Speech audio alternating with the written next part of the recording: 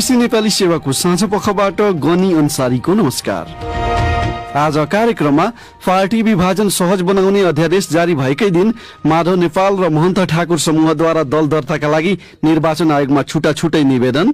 हामीले आजको दिन 95 जनाको केन्द्रीय कमिटी गठन गरेका छौं। हामीले सम्पूर्ण भूभागका नेपालीहरू हटाउने पार्टी बनाउँदैछौँ। देउवा सरकारले पनि यो अध्यादेश ल्याउनुले के सन्देश दिन्छ? राजनीतिक दलहरूमा हामीले अपेक्षा गरेको संस्कृति बन्न सकेन। हिजोका जे जति भद्रगोल अथवा अव्यवस्थाका व्यवहार थिए त्यही दोहोरियो। नेपाल सन्दर्भमा राजनीति शास्त्री कृष्ण खनाल बढ्दो कोरोना भाइरस संक्रमण बीच नयाँ ढंगको लकडाउन गर्ने तयारी बारे एक रिपोर्ट र अन्तर्राष्ट्रिय प्रसंगमा तालिबानको कब्जापछि भागेका अफगान राष्ट्रपति अशरफ गनी युएईमा रहेको पुष्टि। तर सबैभन्दा पहिला आजका प्रमुख विश्व समाचार। प्रदीप बस्यालबाट समाचार सुन्नुहोस्। तालिबान सम्बद्ध हक्कानी लडाकु समूहका एकजना वरिष्ठ नेता आनस हक्कानीले पूर्व अफगान राष्ट्रपति हमिद कारजाईसँग छलफल गरेको तालिबानका नेताहरूले जनाएका छन्। तालिबान लडाकु समूहले सरकार बनाउने प्रयासलाई तीव्रता दिइरहेको बेला त्यस्तो भेटघाट भएको हो। यसअघि सरकारको शान्ति दूतका रूपमा काम गरेका अब्दुल्ला समेत उक्त छलफलमा सहभागी थिए। तर केही भागमा प्रदर्शनहरू भएका छन् भन्छिन् बीबीसीकी क्यारोलिन हले। In the eastern city of Jalalabad. पूर्वी शहर जलालाबादमा अफगान युवाहरूको एउटा विरोध कार्यक्रम तोड्न गोलीबारी गरिएको विवरण सार्वजनिक भएको छ। उनीहरू अफगान झण्डाको ठाउँमा तालिबानको झण्डा राखिएकोमा आक्रोशित बनेका थिए। बीबीसी संवाददाताको भनाई केही अफगानहरूले सामाजिक सञ्जालमा लेख्दै सन् 2016मा मृत्युदण्ड सुनाइएका आनस हक्कानीले दुई वरिष्ठ अफगान नेताहरूलाई भेटेको तस्बिरले आफूहरू आश्चर्यचकित भएको जनाएका छन्। हक्कानी र दुई उग्रवादी लडाकुहरूलाई सन् 2019मा काबुलमा काम गरेका दुई पश्चिमा प्राध्यापकहरू छाड्ने शर्तमा जेलबाट रिहा गरिएको थियो। अफगानिस्तानबाट भागेका राष्ट्रपति अशरफ गनी यतिखेर संयुक्त अरब इमिरेट्समा रहेको उक्त खाडी राष्ट्रको विदेश मन्त्रालयले जनाएको छ। एउटा वक्तव्यमा युएईको विदेश मन्त्रालयका प्रवक्ताले उनकै शब्दमा राष्ट्रपति गनी र उनको परिवारलाई मानवीय धरातलमा स्वागत गरेको जनाएका छन्। यसैबीच अफगानिस्तानको लागि एउटा साझा रणनीति बनाउन G7 राष्ट्रका नेताहरू अर्को साता एउटा भर्चुअल बैठक गर्ने व्हाइट हाउसले जनाएको छ। राष्ट्रपति जो बाइडेनले G7 समूहको अध्यक्षता गरिरहेका ब्रिटिश प्रधानमन्त्री बोरिस जोन्सनसँग पछिल्लो अवस्थाबारे छलफल गरेपछि त्यस्तो घोषणा आएको हो। शरणार्थी सम्बन्धी राष्ट्रसङ्घीय उच्चायुक्त फिलिपो ग्रान्डीले पश्चिमा देशहरूलाई एउटा आग्रह गर्दै अफगान नागरिकहरूलाई फिर्ता पठाउने कार्यक्रमलाई तालिबान नियन्त्रणपछिको अवस्थामा रोक्न आग्रह गरेका छन्। ग्रान्डीले खास गरी अफगानिस्तानका छिमेकी इरान र पाकिस्तानले तालिबानको कारण साँच्चीकै असुरक्षा र त्रासमा रहेकाहरूका लागि आफ्ना सीमा खुला राख्दै उनीहरूलाई निस्कने बाटो दिनु महत्वपूर्ण हुने बताए। उनले अफगानिस्तानमा पहिल्यै 30 लाख मानिसहरू आन्तरिक रूपमा विस्थापित रहेकोमा पछिल्लो अवस्थाले त्यस्ता 5 लाख मानिसहरू थपेको बताए। तपाई बीबीसी नेपाली सेवा सुन्दै हुनुहुन्छ। अफगान संकटमा काम गर्ने ब्रिटिश सरकारको शैलीलाई लिएर त्यहाँको संसदमा कड़ा रूपमा आलोचना गरिएको छ।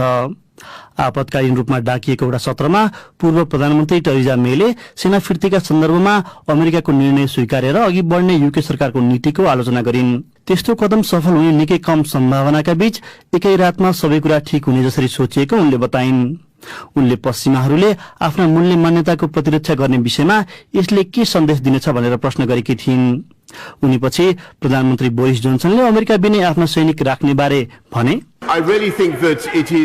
म साँच्चीकै ठान्छु सैन्य उपस्थिति र समाधानको त्यस्तो हैसियत हामी कसैको छ भनेर सोच्नु दिवा स्वप्न मात्र हो। ब्रिटिश प्रधानमन्त्रीको भनाई। उनले संयुक्त राष्ट्रसङ्घलाई मानवीय सहायता प्रयासहरू बढाउन आग्रह गरे। म्यानमारमा फेब्रुअरी 1 मा सैन्य कु भएता त्यहाँ मारिने मानिसहरूको संख्या 1000 नागेको एउटा अभियान समूहले जनाएको छ। थाइल्याण्डमा रहेको एसिस्टेन्स एसोसिएसन अफ पोलिटिकल प्रिजनर्सले म्यानमारका सैन्य बलहरूले गरेको हत्याको उक्त आँकडा निकालेको हो। सत्ताधारी सैन्य अधिकारीहरूले उक्त तथ्याङ्कबारे कुनै प्रतिक्रिया नजनाइकनै उक्त अभियान समूहले त्यसलाई बढाई चढाई गरेको आरोप लगाएका छन्। र इजरायलमा सार्वजनिक ठाउँमा प्रवेश गर्नका लागि कोभिड परीक्षण गर्नुपर्ने व्यवस्था अब कम्तीमा 3 वर्षका बालबालिकाहरूसम्मलाई अनिवार्य पारिएको छ। त्यहाँ संक्रमणको क्रम हत्तै बढेसँगै त्यस्तो व्यवस्था ल्याइएको हो। त्यहाँका स्वास्थ्य अधिकारीहरूले इजरायल भाइरससँग युद्धमा रहेको बताउँदै आगामी 2 साता चुनौतीपूर्ण रहेको बताएका छन्। यो बीबीसी नेपाली सेवा हो।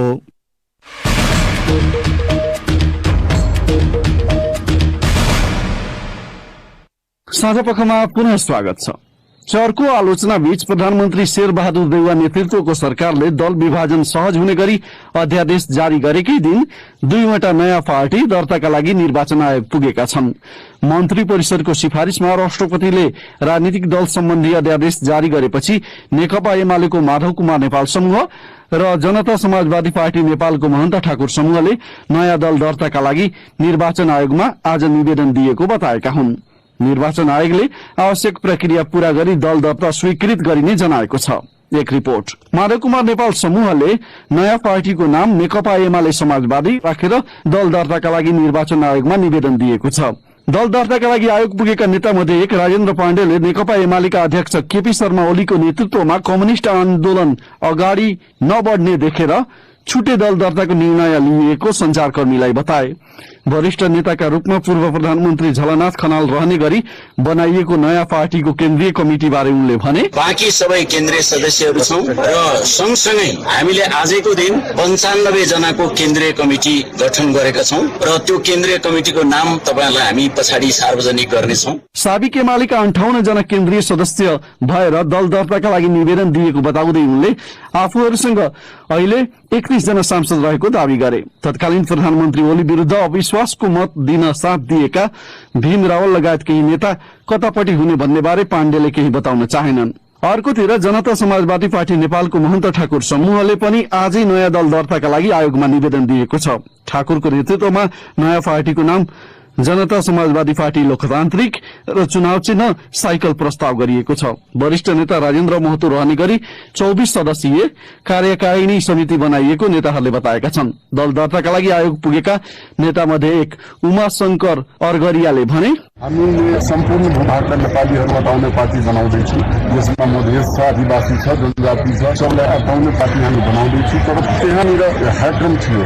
नयाँ दल दर्ताका लागि आयोग पुगेका अर्का नेता राजेन्द्र महतोले संचारकर्मीसँग कुरा गर्दै आफूहरूको पक्षमा प्रतिनिधि सभा र राष्ट्रिय सभाका गरी 15 जना सांसद रहेको दावी गरे। यसैबीच विगतमा तत्कालीन प्रधानमन्त्री केपी शर्मा ओलीले राजनीतिक दल सम्बन्धी अध्यादेश ल्याउँदा विरोध गरेको नेपाली कांग्रेसले आफ्नो नेतृत्वको सरकार भएको बेला उक्त अध्यादेश ल्याएकोमा एमालेले कड़ा आपत्ति जनाएको छ। एमालेका प्रमुख सचेतक विशाल भट्टराईले भने, अचानक हठात संसद अधिवेशन अन्त्य गरेर अध्यादेश ल्याउने, त्यो पनि पार्टी विभाजनको अध्यादेश ल्याउने कुरा वास्तवमा आफैमा बदनीयत छ यो र यसले लोकतन्त्रलाई कमजोर बनाउने काम गर्छ र दलहरूलाई विभाजन गर्नका लागि मद्दत पुग्छ। कतिपय राजनीतिक विश्लेषकहरूले पनि अध्यादेशले नेपालको राजनीतिमा निम्त्याउने विकृतिलाई लिएर चिन्ता व्यक्त गरेका छन्। अर्को विषय, कोरोना भाइरस संक्रमण बढेसँगै स्मार्ट लकडाउनको तयारी गरिएको कोभिड-19 रोकथाम नियन्त्रण तथा व्यवस्थापन निर्देशक समिति सीसीएमसीले जनाएको छ। सीसीएमसीका प्रमुखले संक्रमण नियन्त्रण गर्न र अर्थतन्त्रलाई चलायमान राख्न प्रभावकारी रणनीति अपनाउँदै स्मार्ट लकडाउनको अवधारणा कार्यान्वयनमा ल्याउन लागि बताए। उनका अनुसार संक्रमण दर र त्यसको प्रभाव हेरी निषेधाज्ञामा कडाई गर्ने अधिकार स्थानीय तह र जिल्ला प्रशासन कार्यालयको हुनेछ। स्वेक्षा राउतको रिपोर्ट। अधिकारीहरूका अनुसार सबै क्षेत्र ठप्प नपारी कोरोना भाइरसको संक्रमणलाई नियन्त्रणमा ल्याउन अघि सारिएको अवधारणा स्मार्ट लकडाउन हो। संक्रमणको जोखिम र प्रभावलाई ध्यानमा राख्दै निषेधाज्ञामा कडाई या खुकुलो गरिने सीसीएमसीले जनाएको छ। सीसीएमसीका प्रमुख बालानन्द शर्माले भने, हरेक भाग संक्रमित छ, त्यसकारणले जहाँ बढी संक्रमित हो त्यहाँ संक्रमित भएको ठाउँमा गर्न पर्ने व्यवहार गर्न पर्यो। जुन ठाउँमा संक्रमण कम छ त्यहाँ कम व्यवहार गर्न पर्यो, जहाँ छैन त्यहाँ चाहिँ संक्रमण भएको व्यवहार गर्नु लाग्यो। यस अवधारणालाई कार्यान्वयन गर्न देशका विभिन्न भागलाई उच्चदेखि न्यून जोखिमका आधारमा 5 वर्ग रेड, एम्बर, येल्लो, ग्रीन र व्हाइट जोन भनिनेछ। कुन क्षेत्र कुन जोन अन्तर्गत पर्छ भन्ने विषयको तय, संक्रमणको दर, अघिल्लो साताको संक्रमण दरसँगको तुलनात्मक विश्लेषण, संक्रमणका कारण मृत्यु हुनेको संख्या, संक्रमणका कारण अस्पताल भर्ना भएका एवं आईसीयू र भेन्टिलेटरसम्म पुगेका बिरामीहरूको संख्याको आधारमा हुने शर्माले बताए। यसलाई सही फर्मुलामा चाहिँ लगेपछि चाहिँ यसले इन्डिकेट गरिदिन्छ कि तपाईँको एरिया रेड हो कि एम्बर हो कि येलो हो कि ग्रीन हो कि व्हाइट हो भनेर। नेपालमा कोरोना भाइरस संक्रमणको दोस्रो लहर शुरू भएपछि 75 वटा जिल्लामा निषेधाज्ञा जारी गरियो। गृह मन्त्रालयको तथ्याङ्क अनुसार हाल 56 वटा जिल्लामा निषेधाज्ञा गरिएको छ। काठमाडौँ उपत्यकाका 3 वटै जिल्लामा तत्काल स्मार्ट लकडाउन लागू गर्ने तयारी नभएको अधिकारीहरूले बताए।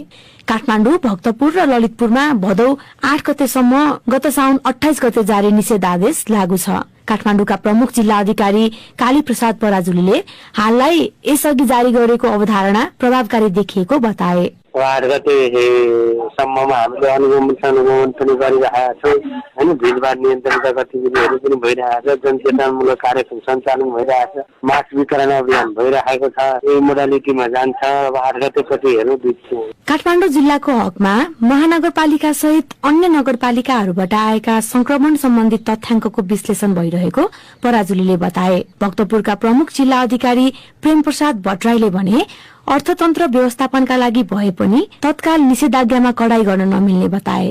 स्वेच्छा राउत, बीबीसी काठमाडौँ।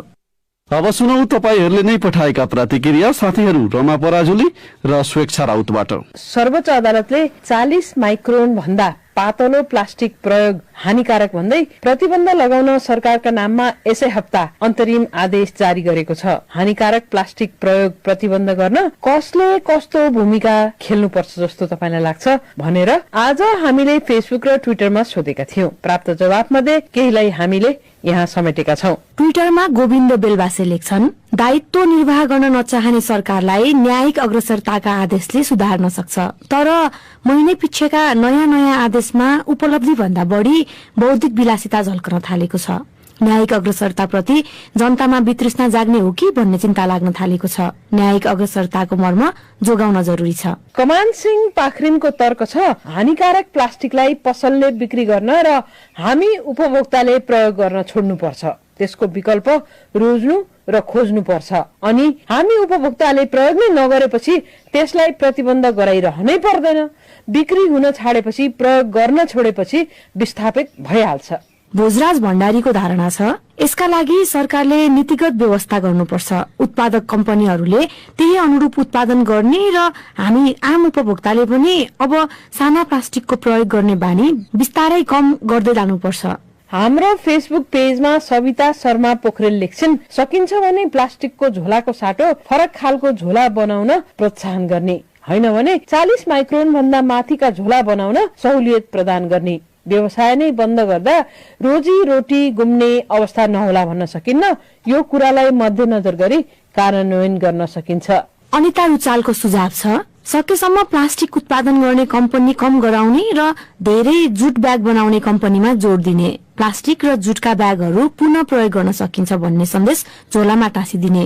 हुन त सुर्तीको बट्टामा पनि यस्तो लेखेको हुन्छ, तर पनि मानिसहरू सेवन गर्छन्। यदि हामीलाई स्वच्छ वातावरण चाहिएको हो भने हामीले त्यस्ता कम्पनीहरू बन्द गराउनुपर्छ।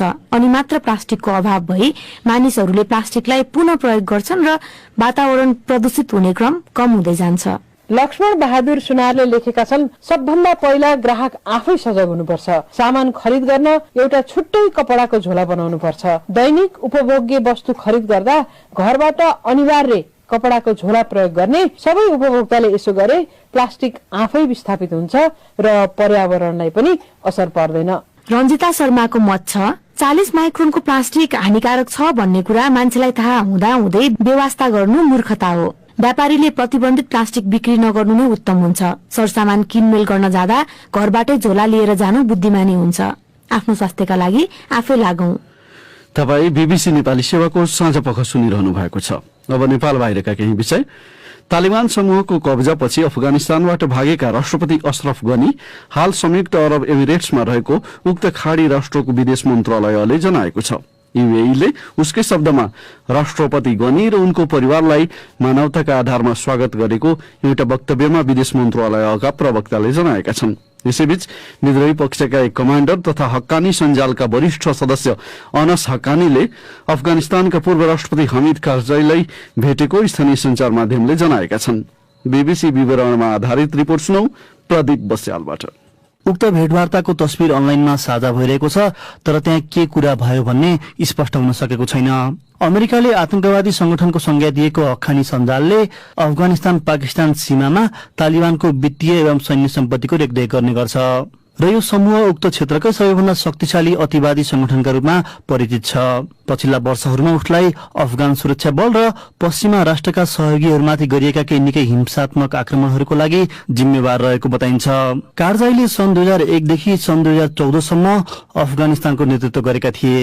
आइतबार भागेर यूएई पुगेका अशरफ गनीले कारजाईपछि अफगानिस्तानको नेतृत्व सम्हालेका हुन्। सामाजिक सञ्जालमा कारजाईले हक्कानीलाई भेटेको विषयबारे कतिपय अफगानहरूले असन्तुष्टि व्यक्त गरेका छन्। त्यस भेटवार्तामा यसैको सरकारको शान्ति दूतका रूपमा काम गरेका अब्दुल्ला पनि सहभागी थिए। तालिबान समूहले अफगानिस्तानमा आफ्नो पकड बढाइरहँदा केही भागमा भएका प्रदर्शनलाई हिंसात्मक ढंगले दबाइएका विवरण सार्वजनिक भएका छन्। लोपनमुख हात्तीको एउटा बथान 17 महिनादेखि चीनमा भौतारिँदै हिँडिरहेको छ।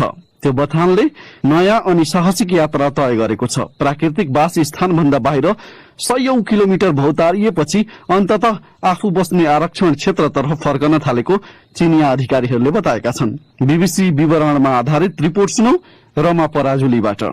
भौतारिने क्रममा बथानका हात्तीहरू कहिले मानिसको घरभित्र पसे त केही नै यात्राको क्रममा बाटोमै छावा जन्माए। समग्रमा उनीहरूको यात्रा द लर्ड अफ द रिङ्सको कथा जस्तै रोमाञ्चक सुनिन्छ। कहाँबाट शुरू भयो सिङ्गो बथानको यो यात्रा र कसरी फर्कँदैछन् उनीहरू? दक्षिणी युनान प्रान्तको तल्लो भेगमा म्यानमार र लाओसको सीमा सँगै छ विशाल सिसोङबान्ना राष्ट्रिय प्रकृति आरक्षण क्षेत्र। यो एउटा उष्ण प्रदेशीय हराभरा जंगल हो र करिब 2,14,000 हेक्टरमा फैलिएको छ। यो जंगल युनानको अधिकांश लोपोन्मुख एसियाली हात्तीहरूको वासस्थान हो। गत मार्च महिनामा यही आरक्षण क्षेत्रबाट करिब 14 वटा हात्तीहरू निस्किए र उत्तरतर्फ सोझिए। हात्तीको बथान त्यसरी निस्किँदा सुरुमा त कसैलाई पनि नौलो लागेको थिएन, किनकि त्यस क्षेत्रमा जंगली हात्तीहरू डुलिरहेका नै हुन्छन्। नजिकैको एक शहरमा त हात्तीलाई खाना खुवाउन चमेना गृह समेत खोलिएको छ। कुनै पनि हात्ती आफ्नो ठाउँ छोडेर धेरै पर जाँदैन र प्राय केही समयमा नै आफ्नो क्षेत्रमा फर्कन्छन्। यात्रामा निस्किएको यो झुण्डले भने 1 महिनासम्म पनि पछाडि फर्कने छाट नदेखाएपछि अधिकारीहरूले महसुस गरे त्यो यात्रा सामान्य होइन। अधिकारीहरूको अनुमान तब पुष्टि भयो जब यो वर्षको सुरुवातमा त्यो बथान गाउँमा पसेर मान्छेको घर भत्काउँदै बाली फाँड्दै र पानी पिउँदै हिँडेको खबर सार्वजनिक भयो। उनीहरू शहरको गल्ली गल्ली भौतारिएका सीसीटीभी फुटेजहरू भाइरल भएका थिए। आज बुधबार। अब प्रस्तुत छ साप्ताहिक नेपाल सन्दर्भ।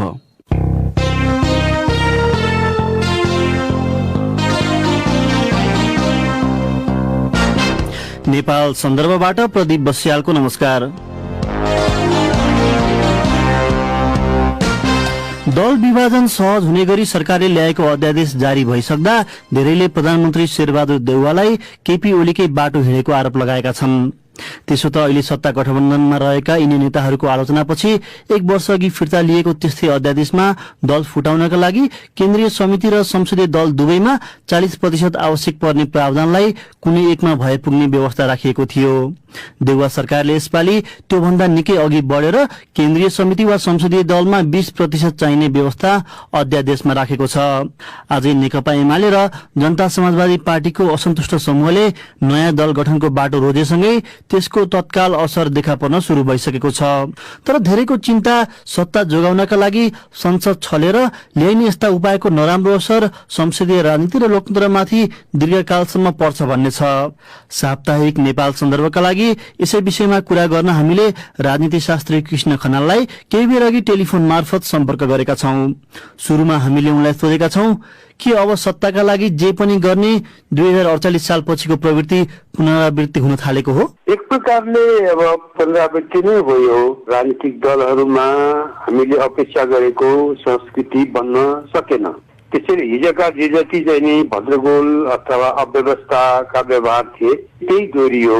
मलाई लाग्दछ यसमा 2-3टा कुरा हामी भन्न सक्छौँ। एउटा चाहिँ हाम्रो पार्टीहरूले कुनै आकारै अझ राम्रोसँग लिन सकिरहेका छैन। दुईटा अहिले जुन वार्ता यसको लक्ष्य देखिन्छ, नेकपा एमाले अथवा हिजो एमाले र माओवादी मिलेको नेकपा या जनता समाजवादी पार्टी, अब यिनीहरू चाहिँ पछि एकीकृत भए विभिन्न कारणले गर्दाखेरि। तर त्यो एकता त गरे उत्साहित भएर, तर त्यसको टिक्नै नसक्ने किन एकता गरियो भने पछुतो हुने अवस्था देखा पर्यो। हिजो नेकपामा पनि जसपामा पनि त्यसले गर्दा पार्टी टिक्न नसक्ने अवस्था त पहिला केपी ओलीको सरकार छँदाखेरि पनि त्यो देखिसकेको थियो। पहिलो पटक धेरै सशक्त रूपमा नागरिकका सबै आवाज उठे, यो चाहिँ नि गलत भयो भनेर। अब अहिले त समस्या के आइसक्यो भन्दाखेरि विरोध पनि के का लागि, तिमीले गल्ती गरिस् भनेर विरोध पनि के का लागि गर्ने, किनभने पार्टीहरू एक ठाउँमा, पार्टीका सदस्यहरू नेतृत्वहरू एक ठाउँमा बस्नै सकेका छैनन्। तर अब हिजोका दिनमा जुन अब यो 40% व्यवस्थालाई रलाई वा बनाउँदा पनि कम्तीमा एउटा पार्टी फुटेर 2वटासम्म बन्न सक्थ्यो। अब त लगभग 5वटासम्म पार्टी बन्न सक्ने अवस्था सृजना गरे नि यो अध्यादेशले। त्यो भन्दा पनि मलाई के लाग्दछ भने हाम्रो पार्टी व्यवस्थापनमा हामी एकदमै कमजोर भइरहेका छौँ। हेर्नुहोस्, व्यक्ति केन्द्रित प्रवृत्ति छ। यो त कहीँ यो के भन्छ अन्तहीन श्रृङ्खलामा पुग्छ। अहिले 20%लाई हामीले झार्यौँ 20% संसदमा अथवा 20% केन्द्रीय समिति जहाँ भए पनि हुने भनेर। योभन्दा अगाडि कानुनले अलिकति ढोका कडा गर्यो। ढोका कडा गर्दाखेरि दुवैतर्फ 40% भन्थ्यो, जुन जसबाट पार्टी फुट्ने भन्ने कुराको सम्भावना देखिँदैन। त्यो चाहिँ पुरै आधा फ्याक लागेर फुट्छ भन्ने त जरुरी छैन नि राजनीतिमा। त बहुमत आफै फुट्नु पर्दैन होला, अल्पमतमा पर्ने नै फुट्ने हो। 40% अल्पमत दुवैतिर भनेको चाहिँ सामान्यतया असम्भव कुरा थियो। त्यसैले हामीले हिजो कडी कराउको नाममा चाहिने भन्दा बढी कडा चाहिँ प्रावधान राखेछौँ कानुनमा भन्नु पर्यो।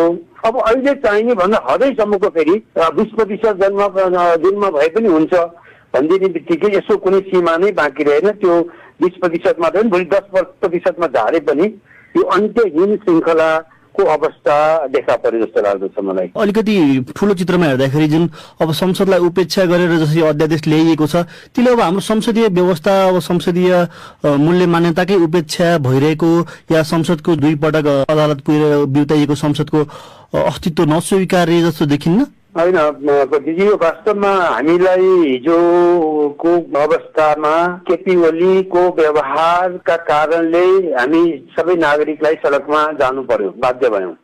पार्टीहरू किन गयो, उनीहरूको आफ्नो स्वार्थ हुन्, तर नागरिकहरू जुन गएका थिए उनीहरूको अर्को स्वार्थ हो। उनीहरूको शुद्ध प्रणाली र संस्कारको कुरा थियो त्यहाँ। तर पार्टीको प्रवृत्ति त उस्तै छ, चाहे केपी ओली हुन्, शेरबहादुर हुन्, माधव नेपाल या प्रचण्ड, त्यतिखेर भएका विरोधको अहिले दुरुपयोग भयो भन्छु म। जस्तो अहिले ठिक छ, मैले अहिले पनि भने पार्टीले आकार लिन सकेका छैनन्, पार्टीका आन्तरिक न टुट्न सक्ने न जुट्न सक्ने अवस्थामा बसेको थियो।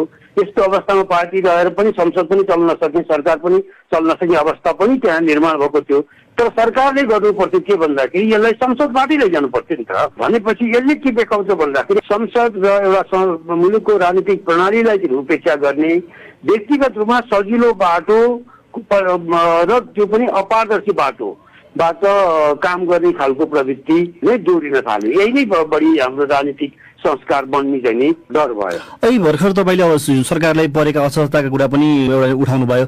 अब यता विश्वासको मत दिएका सांसदहरू पनि पार्टीको कारबाहीमा पर्ने क्रम सुरु भइसकेका थियो भनेपछि त कांग्रेस वा माओवादीसँग यो बाहेक विकल्प केही थिएन भन्ने गरी कुरा पनि उठ्छ नि। के लाग्दछ भन्दाखेरि नेकपाकै हिजोको एकता र त्यसपछि त्यो एकता त कामै नलाग्ने अवस्थामा पुगेको थियो, अदालतले छुट्याइदिएको हो। जसपाको पनि अवस्था त्यस्तै रह्यो। अब अहिले बाँकी रहेको एमालेमा पनि फेरि यो तपाईँको माधव नेपाल समूह र केपी ओलीको समूह सँगै जान नसक्ने अवस्था, न संसदमा न पार्टीमा, यो त सबै देखिरहेको छ। यसको प्रभाव संसदमा पनि पर्यो, यसको प्रभाव सरकारमा पनि पर्यो। किन भन्दाखेरि शेरबहादुर देउवा एक्लैको सरकार त होइन यो, यसमा तपाईँको अब पार्टीगत रूपमा माओवादी केन्द्र र अब पार्टीकै एउटा गुटको रूपमा माधव नेपाल समूह, यो चाहिँ प्रक्रिया जुन किसिमबाट यो सरकार भन्यो यसलाई एउटा टुङ्गोमा पुर्याउनका लागि पनि छिनोफानोको अवस्था आवश्यकता थियो। त्यो छिनोफानो एमालेकै आफ्नो प्रक्रियाबाट, कानुनको प्रक्रियाबाट हुने अवस्था देखिएन। त्यसैले गर्दा यो चाहिँ मलाई लाग्दछ उनीहरूसँग परामर्शबाटै आएको होला यो अध्यादेश। यसको एउटा के राजनीतिक चाहिँ यो काम चलाउको कुराहरू भयो, तर हामीले प्रणालीको कुरा गर्दा काम चलाऊ भने तत्कालको अनुकूलताको लागि मात्रै हिसाब गर्ने कुरा आउँदैन। यदि यो आवश्यक थियो अहिलेको सरकार चलाउनलाई, संसदलाई अगाडि बढाउनलाई, पार्टीहरूको चाहिँ पनि केही व्यवस्थापन गर्नलाई अति आवश्यक हो यो कानुनी प्रबन्ध भनेदेखि संसदबाटै यो त प्रतिनिधि सभा संसद जहाँ भइ चलिरहेको संसदलाई अघिल्लो दिन बन्द गरेर भोलिपल्ट अध्यादेश ल्याउने भनेको त यो त अत्यन्तै असंसदीय चाहिँ बाटोमा गयो। अब देउवा निकट कतिपय नेताहरूले के भन्छन् भने अब 2 पटक विघटन भएर पुनर्स्थापित भएको संसदलाई फेरि विघटन हुन नदिनका लागि यो यस्तो अध्यादेश ल्याउनु परेको भनेर भनिरहेछन् भनेपछि उनीहरूलाई शंकाको सुविधा दिन सक्ने आधार हुन्छ कि हुँदैन? मलाई त्यस्तो लाग्दैन। यो त अब राजनीतिमा आँखा चिम्लेर आफ्नो पक्षलाई बचाउने कुराहरू हुन्छ। हेर्नुहोस्, कांग्रेसलाई अहिले 2 किसिमको समस्या छ।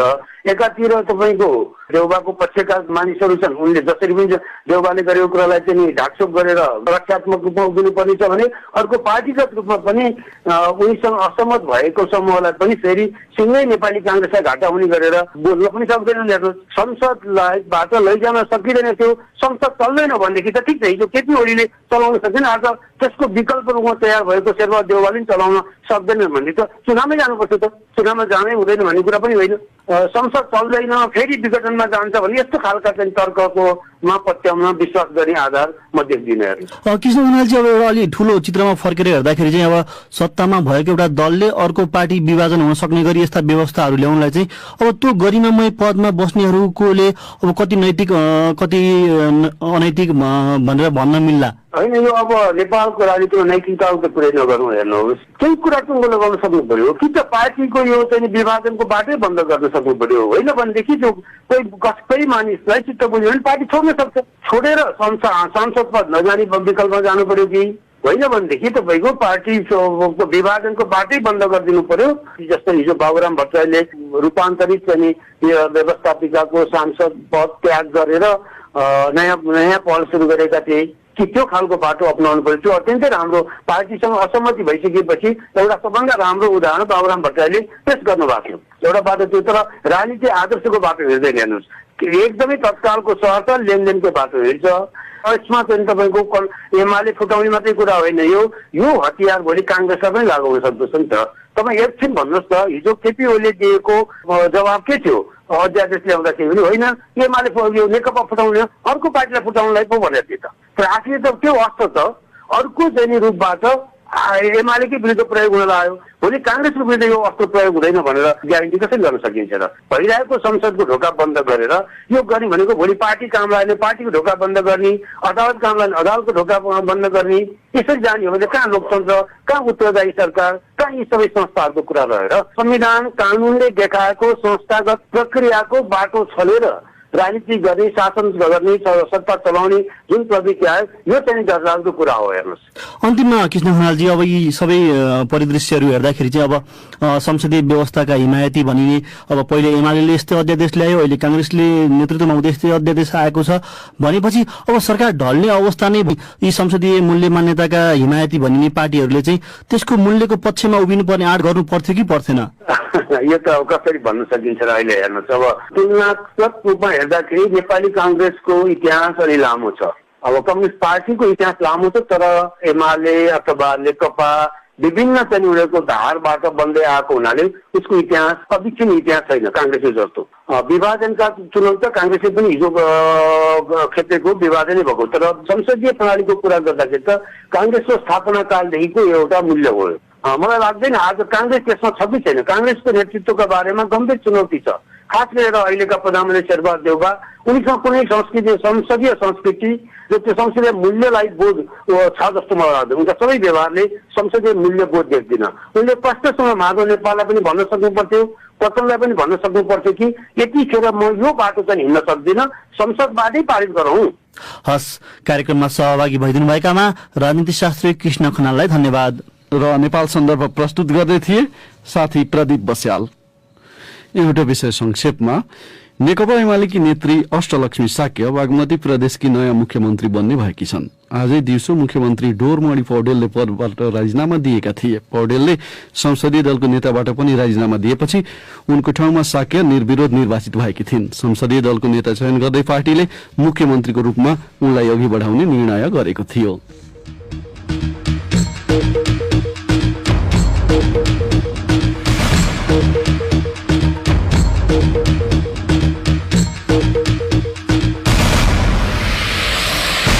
यसका साथै बीबीसी नेपाली सेवाको साँझ पख यही सकिन्छ। भोलि बिहान 7:15 बजेसम्मका लागि हामी सबैलाई बिदा दिनुहोस्। नमस्कार।